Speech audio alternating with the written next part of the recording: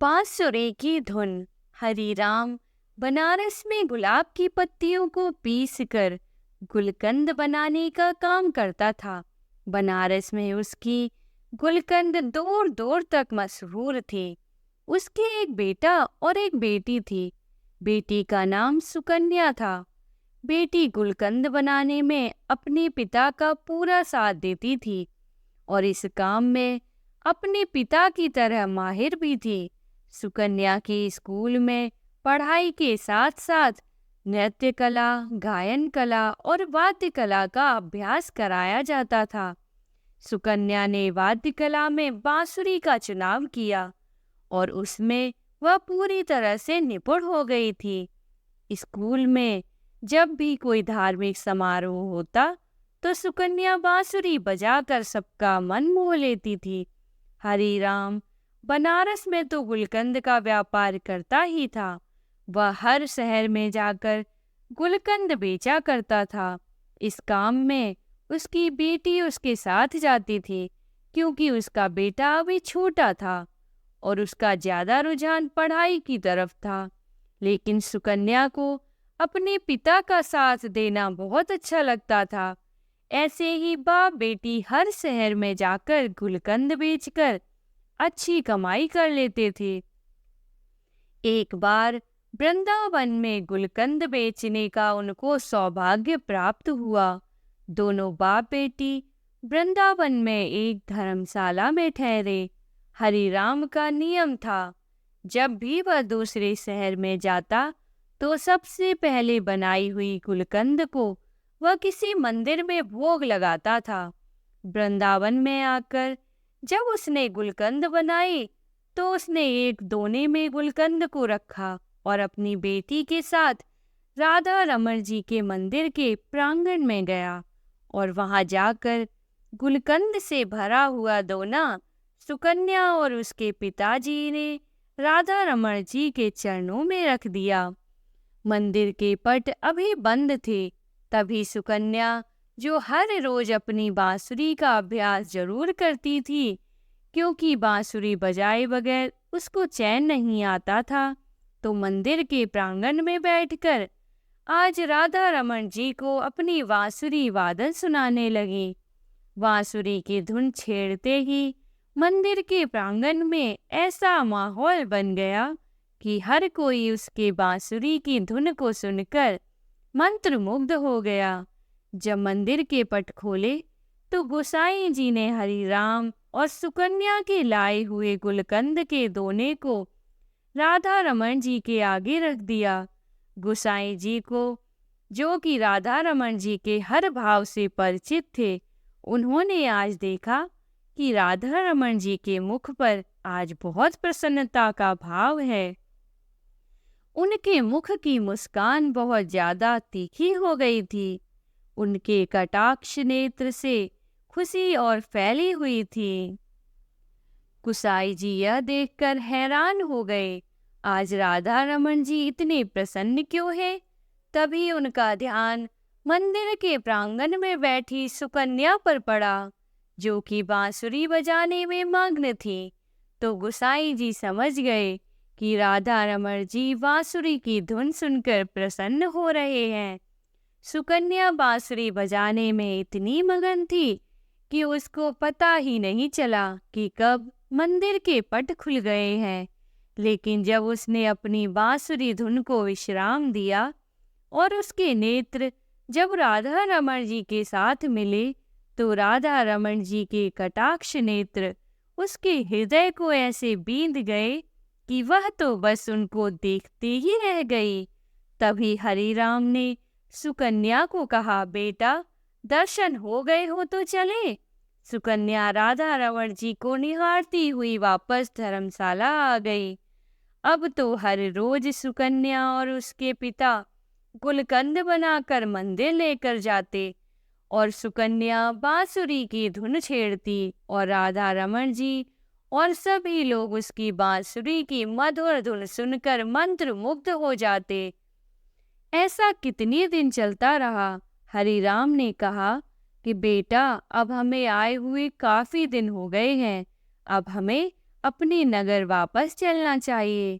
लेकिन ना जाने राधा रमन जी की कैसी इच्छा थी कि जब भी वो जाने का प्रोग्राम बनाते, वो हर बार उनका जाना ना होता, वह फिर वहीं रह जाते।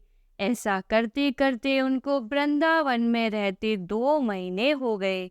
सुकन्या का तो यहाँ से जाने का मन ही नहीं कर रहा था, क्योंकि वह तो राधा रमन जी की दीवानी हो चुकी थी। और उधर राधा रमन जी, जो कि आज तक अपनी बांसुरी की धुन से सारे वृंदावन में रमण करते थे, अब तो सुकन्या की बांसुरी की धुन सुनकर मंत्रमुग्ध हो रहे थे। कई बार ऐसा होता था कि रमणा रात को विश्राम के लिए भी देरी कर देते थे, क्योंकि उनको बांसुरी की धुन बहुत प्रिय लगती थी। जब इनको सुलाने के लिए मंदिर के पट बंद करने के लिए गुसाई जी जाते, तो किसी ना किसी बहाने राधा रमन जी मंदिर का पट बंद ही नहीं करने देते। ऐसा कई बार गुसाई जी ने देखा था। वो समझ चुके थे कि सुकन्या की बांसुरी की धुन राधा रमन को पसंद आ चुकी है। अब यहाँ से सुकन्या और हरि राम का जाने का समय आ गया। बड़े ही भारी मन से सुकन्या और हरि राम राधा रमन जी को छोड़कर अपने नगर बनारस चल पड़े। जब सुकन्या राधा रमन जी के मंदिर से निकली, उसके कदम आगे बढ़ नहीं रहे थे। उसको ऐसा लग रहा था कि उसके पाँव में किसी ने बहुत भारी वजन के पत्थर रख दिए हो, और वजन के कारण उससे चला नहीं जाया जा रहा था। अब सुकन्या अपने घर बनारस आ चुकी थी, लेकिन उसका मन तो उस मोहिनी सूरत वाले वृंदावन के कटाक्ष नेत्रों वाले गहरी मुस्कान वाले राधा रमन ने हर लिया था। अब तो सुकन्या का अपने घर बिल्कुल मन नहीं लगता था। उसका मन करता कि वह भागकर मंदिर के प्रांगण में चली जाए। ऐसे ही कितने दिन चलता रहा। एक दिन सुकन्या अपने माता जी के साथ रसोई घर में खड़ी थी। तभी अचानक से उसको जोरदार चक्कर आया और वह बेहोश होकर गिर गई। जब डॉक्टर के पास उसको ले जाया गया, डॉक्टर को इसकी बीमारी समझ में न आई। लेकिन जब उसके पिताजी उसको बड़े अस्पताल में लेकर गए, तो डॉक्टरों ने जब उसकी जांच की तो पता चला कि उसके हृदय में छेद है। घर के सब लोग सदमे में आ गए। यह हमारी बेटी के साथ क्या हो गया? डॉक्टर ने बोला कि अब आपकी बेटी ठीक नहीं हो सकती। यह कुछ दिनों की ही मेहमान है। लेकिन इसके बारे में सुकन्या को नहीं बताया गया।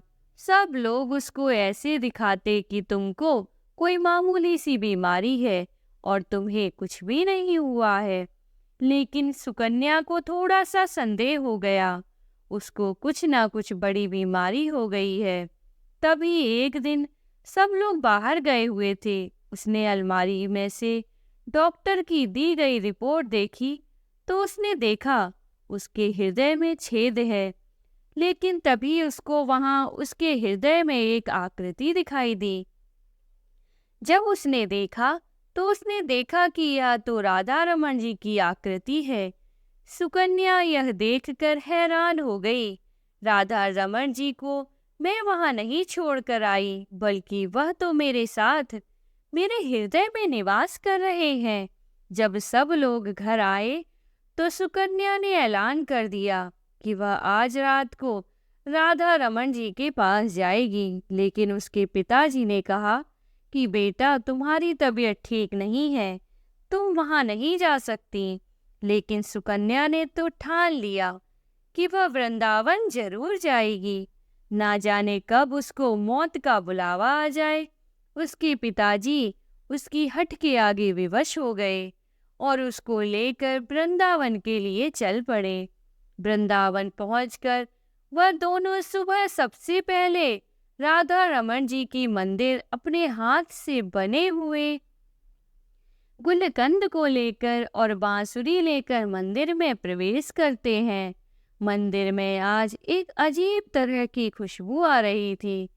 सब गोसाई लोग हैरान हो गए कि आज ये मंदिर में कैसी खुशबू फैली हुई है। लेकिन जब उनका ध्यान सुकन्या की तरफ पड़ा, तो सब गोसाई सुकन्या को देखकर बहुत प्रसन्न हो गए और कहने लगे, अरे बेटा, तुम कहाँ चली गई थी? जब से तू गई है, हमारे तो राधा रमन जी की मुख की कांति फीकी पड़ गई है। लेकिन आज देखो, उनकी मुस्कान कितनी गहरी है, और आज तो तुम्हें देखकर उनकी दंतावली के भी दर्शन हो रहे हैं। अब जल्दी से तुम अपनी बांसुरी की धुन भी सुना दो, ताकि और प्रसन्न हो जाएं। तुम नहीं जानती कि तुम्हारे हाथों से बनी हुई गुलकंद राधा रमन जी को बहुत प्रिय थी। जब भी तुम गुलकंद का भोग लगाती थीं, हम अपने हाथों से इनके मुख पर लगी गुलकंद को साफ करते थे। हमने तुम्हें कभी नहीं बताया, यह तुम्हारी गुलकंद को रोज अरोगते थे।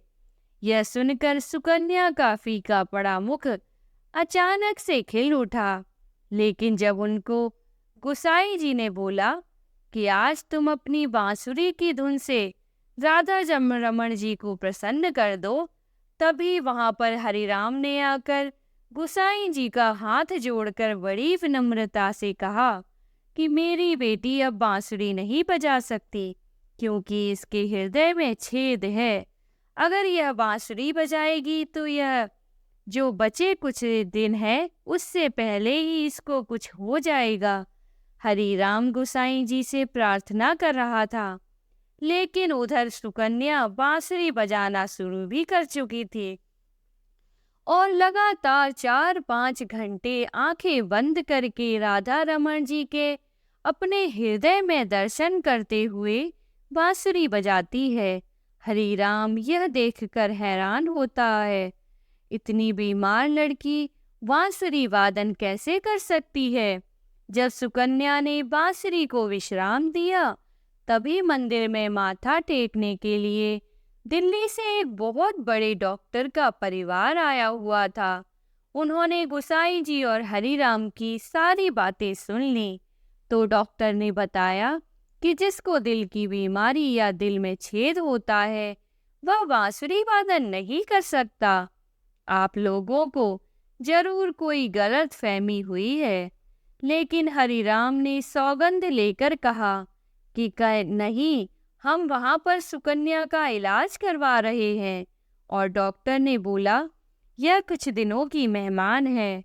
तो मंदिर में आए हुए डॉक्टर ने दोबारा उसके दिल की जांच की, तो उसने भी देखा कि सुकन्या के हृदय में तो छेद है, लेकिन उस छेद पर किसी चीज का आवरण है। लेकिन उसको कुछ समझ नहीं आ रहा था। किसी को यह नहीं पता था कि बीमार सुकन्या के दिल में हुए छेद को खुद राधा रमन जी ने वहां पर विराजमान होकर अपने आप से ढका हुआ था। सुकन्या अपनी बीमारी से बिल्कुल बेपरवाह थी, क्योंकि उसके दिल की डॉक्टर राधा रमन जी उसके दिल का इलाज करने के लिए खुद उसके हृदय में वास कर रहे थे। यह बात सुकन्या और राधा रमन जी ही जानते थे। सुकन्या ने ऐलान कर दिया कि जब तक उसकी जिंदगी है, तब तक वह राधा रमन जी को छोड़कर कहीं नहीं जाएगी। उसके पिता ने उसको बहुत समझाने की कोशिश की, लेकिन वह अपनी बात पर अड़ी रही। इस बात को 25 साल हो गए। सुकन्या के बाल सफेद हो चुके हैं, लेकिन राधा रमन जी की कृपा से उसका हृदय आज भी तंदुरुस्त है। उसको कुछ भी नहीं हुआ। जिस पर लालजू की कृपा हो जाए, उसको कोई भी बीमारी छू भी कैसे सकती है। अगर कभी भूलवश कोई बीमारी उनके भक्तों के पास आ भी जाए, तो उनको लालजू इतने कृपालु हैं कि उनकी कृपा से सारी चिंताएं, सारी बीमारियां छू मंतर हो जाती हैं। तो बोलिए राधा रमन लालजू की जय।